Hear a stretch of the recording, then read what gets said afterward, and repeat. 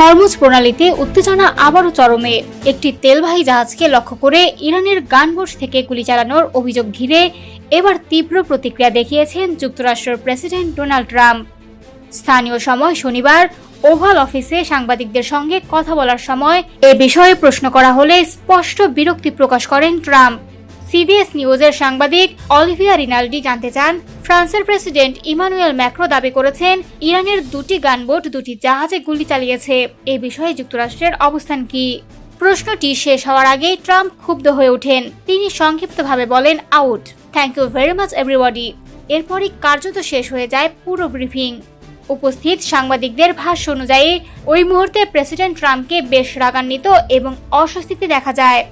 এর আগে যুক্তরাজ্য ভিত্তিক সামুদ্রিক নিরাপত্তা সংস্থা ইউকেএমটিও জানায়, হরমুজ প্রণালীতে একটি বাণিজ্যিক জাহাজকে ঘিরে হামলার ঘটনা ঘটেছে।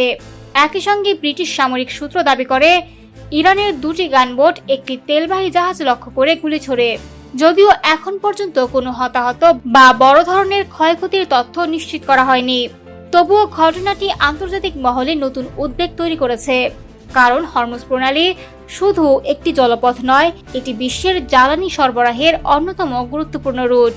প্রতিদিন বিশ্বের বিশাল অংশের অপরিশোধিত তেল এবং এলএনজি এই পথ দিয়ে পরিবাহিত হয়।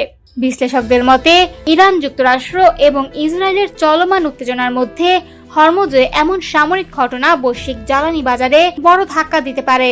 শুধু তেলের দাম নয়, আন্তর্জাতিক বাণিজ্য এবং জ্বালানি নিরাপত্তাও পড়তে পারে বড় ঝুঁকির মুখে।